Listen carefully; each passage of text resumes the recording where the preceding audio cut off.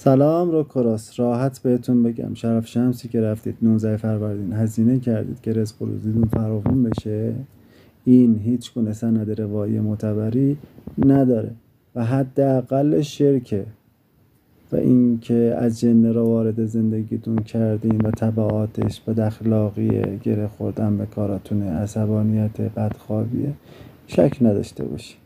اگر مستند میکنید به صحبت‌های علامه حسن زاده، ایشون هم معصوم نبودن و از هر کدوم از کسایی که در این وادی دستی برای آتش دارن سوال بپرسید، میگند اینها طلسمه و از طریق اجنه کار میکنه.